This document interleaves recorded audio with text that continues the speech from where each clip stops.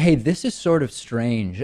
Donald Trump spoke at Sacred Heart University in Connecticut over the weekend.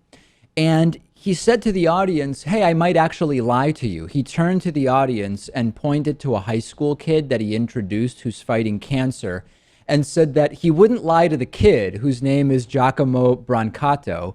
He said, "I wouldn't lie to the kid who's fighting cancer, but to all you people, I might actually lie." This was a very strange speech that went on for about an hour. It was long, it was rambling, it had no direction, no common sense, just a very, very strange speech. And Trump sort of capping it, the cherry on top of the speech is telling the crowd, "I might just lie to all you people. Everybody but this one kid next to me, I might be lying to." It was very weird, and I'll play it for you. This is 100% certain, okay? I'm telling this to Giacomo. Right. I might lie to you like Hillary does all the time, but I'll never lie to Giacomo, okay? Yeah. All right, Giacomo, you hold me to it. We're going to build the wall, but who is going to pay for the wall? Yeah. 100%. All right. The funniest thing is that immediately after saying he wouldn't lie to Giacomo, but he would lie to the audience, maybe, he told a lie, which is that Mexico is going to pay for that wall. There's no chance in hell, Lewis, that Mexico is paying for that wall, which will likely not even be built. But he immediately lied to the audience. I guess it's good that he's finally being honest and saying, "I might lie to you. Here's lie number one," immediately after. It's good. Yes, he's admitting that he's a liar.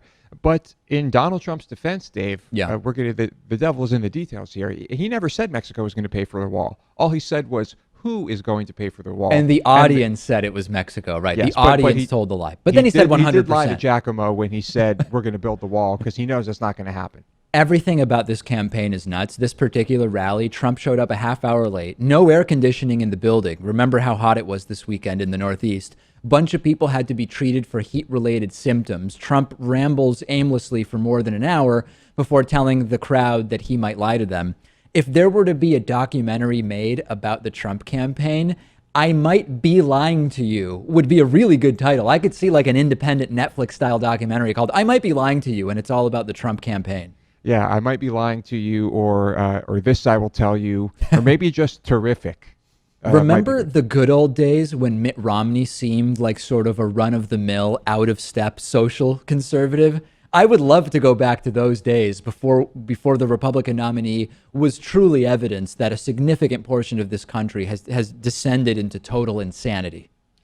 Mitt Romney was just a normal guy, and he looks great right now. Yeah, he was just your like you said, run-of-the-mill Republican. Nothing the major donors, big corporations, or Joe the plumber type guys had to worry about. You know what is actually great about Trump going up on stage and saying, "I might lie to you"? PolitiFact evaluated that statement, and they've determined it's 100% true. This is the first time PolitiFact has ever said something Trump said is actually true. Usually it's like partially untrue, pants on fire, total lie. Trump saying to the audience he might lie to them, finally, is actually a true statement, according to PolitiFact. Great work done by PolitiFact. I don't think I needed them to know that was accurate, but thank you.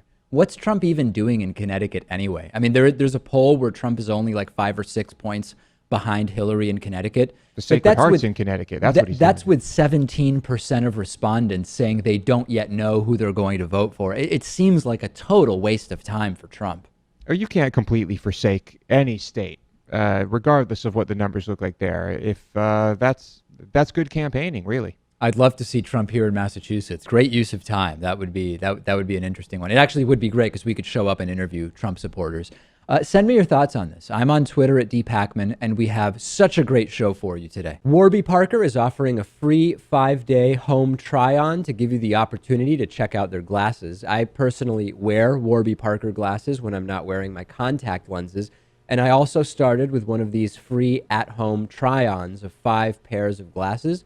You can get your free home try-on and support the David Pakman Show at warbyparkertrial.com/TDPS. I don't really like going into glasses stores and trying on glasses while the salesperson sort of hovers over me, and I like more than 30 seconds to actually figure out whether I like the glasses. So with the Warby Parker home try-on, I was able to pick 5 pairs that I liked, put them on in the comfort of my own home, pick the one I like the most, and then Warby Parker put my prescription lenses in there for me. A lot of people don't know that the eyeglass industry is controlled by just a few big corporations that keep prices very high, like $300 for prescription glasses high, which is just insane. Warby Parker glasses start at $95. That's what mine cost. And for every pair of glasses sold, Warby Parker distributes a pair of glasses to someone in need. You can try 5 pairs and see what you like. Check out the at-home trial and support our show by going to warbyparker.com/TDPS. It costs nothing.